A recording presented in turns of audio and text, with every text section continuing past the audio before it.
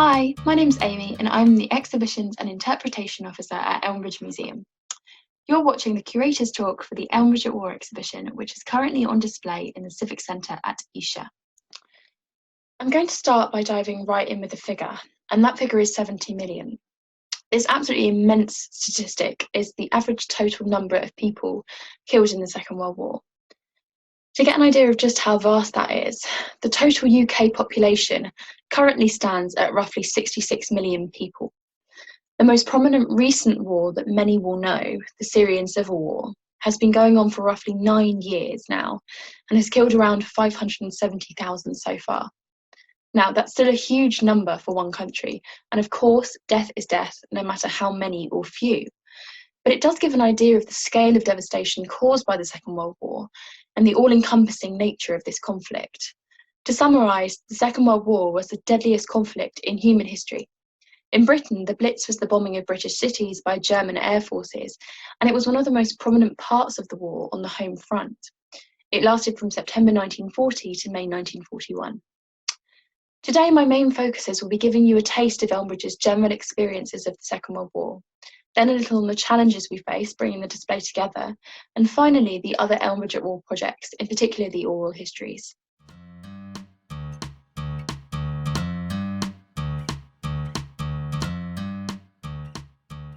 So where does Elmbridge fit into this? I'll be honest, when I started planning this project, it was under the extremely naive assumption that it would be an easy first exhibition to complete. There's loads of stuff I can talk about, I said to myself. And this, as I'm sure you've guessed, and as I was quickly to discover, turned out to be a massive lie. The amount of information out there, and most of it total rubbish, made it almost impossible to know where to start. If you Google the Second World War, there are 3.7 billion, not million, billion results. And eventually I did find a really amazing resource in the form of the Blitz bomb map on bombsite.org. This was a project run by the National Archives and the University of Portsmouth to map the bombs which fell in the Blitz. As you can see, it's just incredible. Each red dot marks where a bomb landed. Looking at this map, for me, something stands out very starkly when you trace around the Elmbridge area. And the thing that stands out is the variation across our borough, something especially obvious when you compare it to other places. You can't really see it here, but London is thick red, no gaps. You can barely distinguish between separate dots.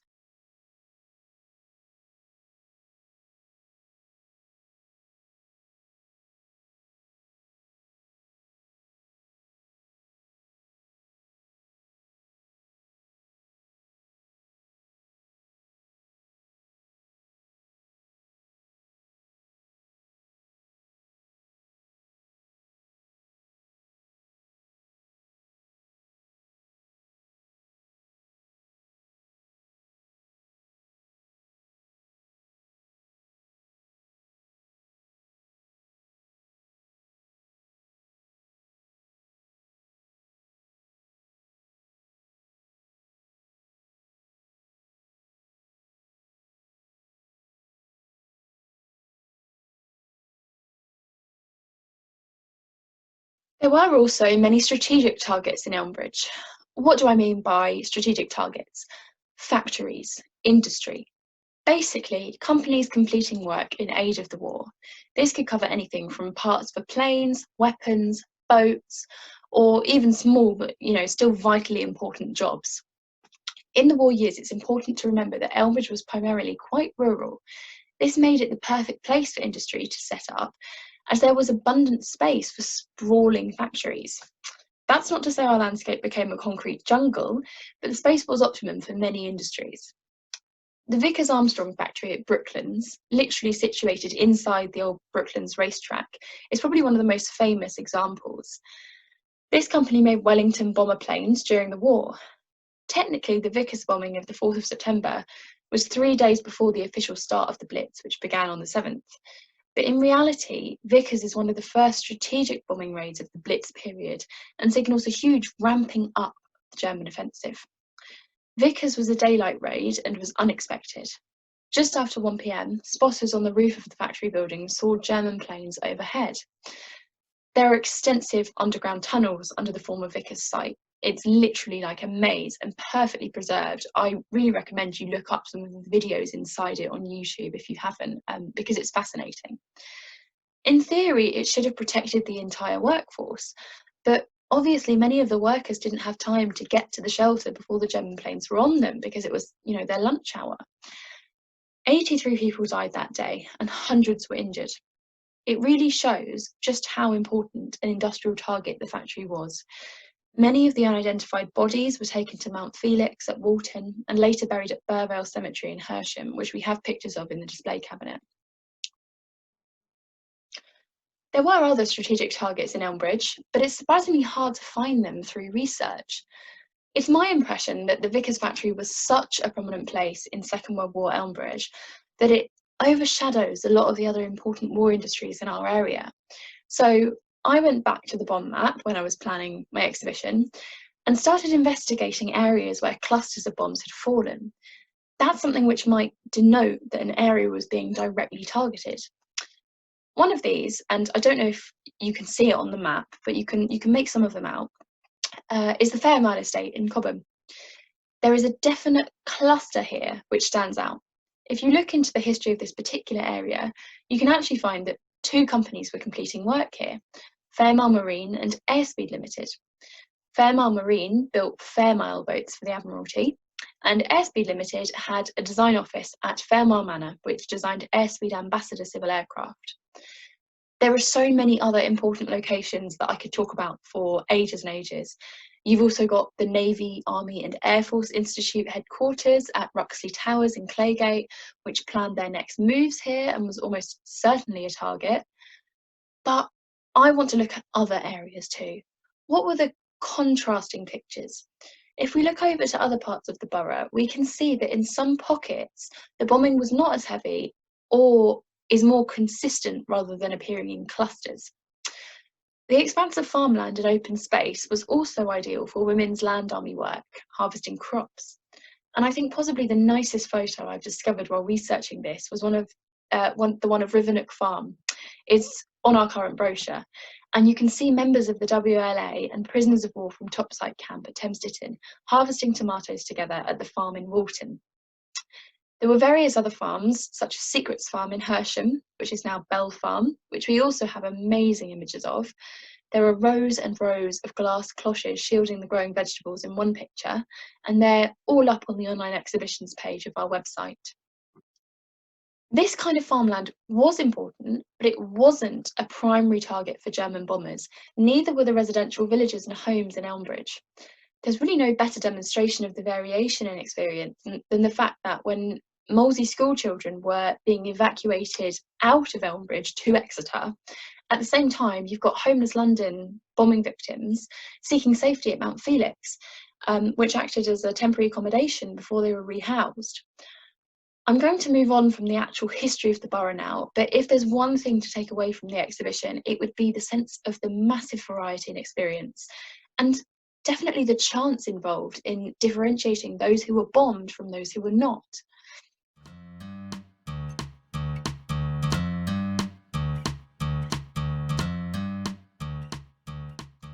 Moving on to creating the exhibition itself. I knew that as the first display I've put together for the museum, there would be unexpected challenges coming up. The concept for the focus on the Blitz in our borough came from the fact that there was far too much general war information about Elmbridge to include in one display.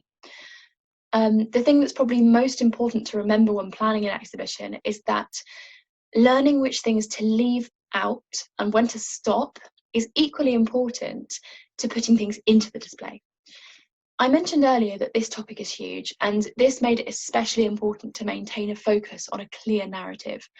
A strong narrative doesn't necessarily present itself in the muddle of initial research and information, and that's where museums come into the picture.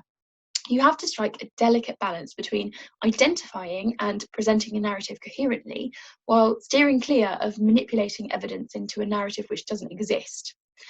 In a case this small, the Blitz is a topic which is naturally clear-cut, before, during and after.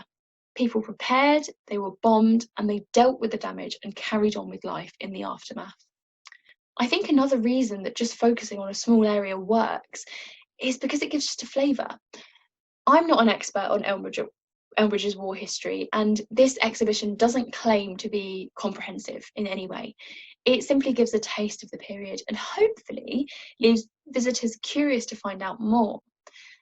It's been proved time and time again that the best public history piques the interest of its audience, making them hungry for more and enabling them to find things out for themselves, rather than just giving it all to them.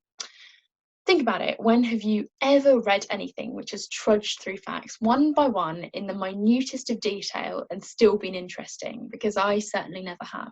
The key to this is picking the best bits.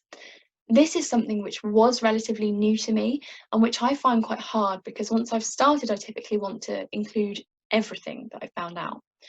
And it's here that marketing comes into play in a way that I've never really considered before. The overall appeal and look of the exhibition, the size of the objects, their shape, their colour, how they're able to be displayed and how delicate they are. This is all just as important as the story behind the object and how it fits into the narrative. So the best example of this in the display is probably on the shelf which covers propaganda and preparations for the Blitz. There are a huge number of eye-catching posters and leaflets I could include here, which added the ideal visual element to the exhibition, while also being interesting and relevant at the same time. Once you start applying all of these criteria that I've mentioned, your list of items that you're going to display is naturally whittled down into the final selection of objects for display. So you don't have to make those difficult decisions. And methods like the videos I've created allow audiences who are interested to discover more of the collection, going beyond what's in the exhibition, when we don't have room to display it all.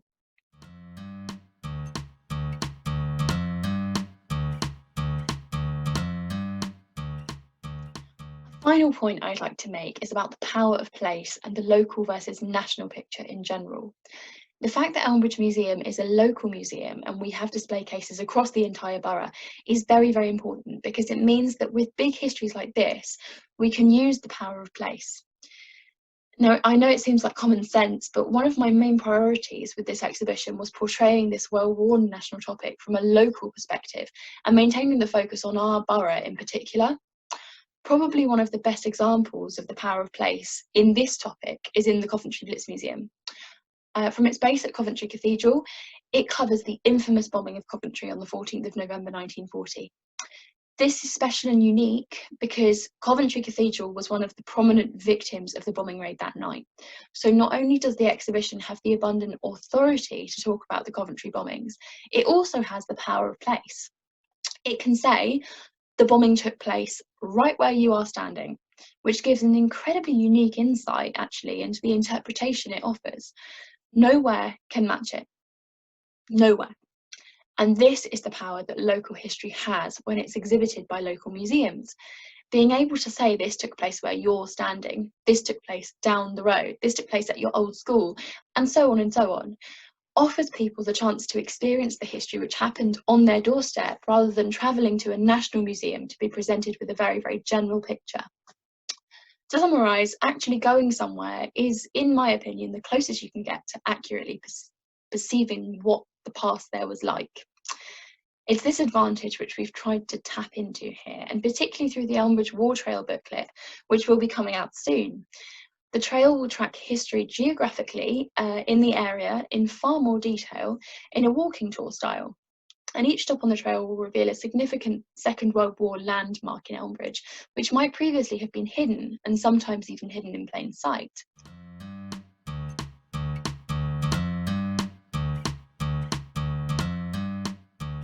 I just want to conclude with a note on the Oral History Project. The Memories of War Oral History Project has recorded spoken memories of those that lived in and around Elmbridge during the Blitz, and I've interviewed people, between the age ranges of 70 to in their hundreds, and they've all got something new and fresh to say. And I've basically done live interviews which cover the war very prominently in those, and ask about each interviewee's individual experience of the war. There are many reasons why collecting these memories when you're presenting anything within living memory is so important. But there are three which stand out particularly to me.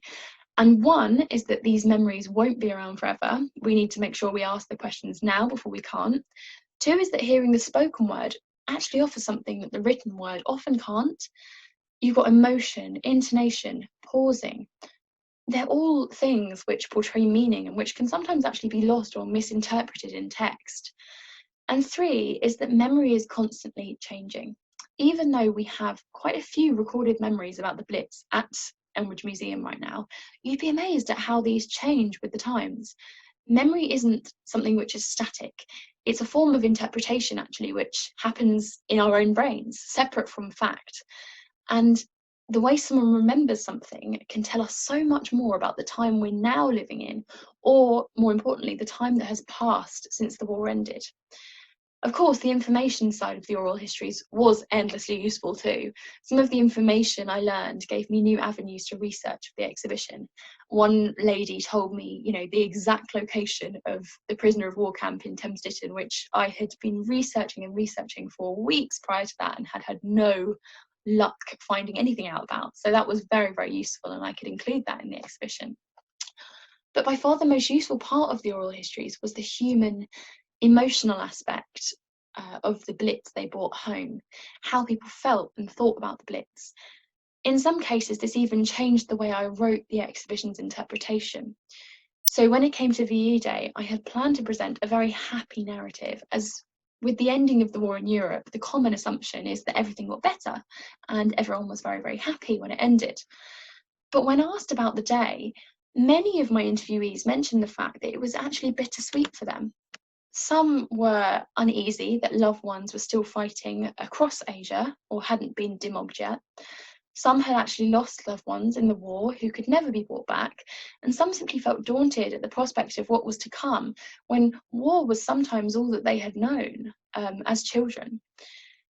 It was undeniably a happy day, but listening to the honest recollections of those there at the time helped me to think about things that wouldn't have occurred to me before, and think in more practical ways about what VE Day actually meant.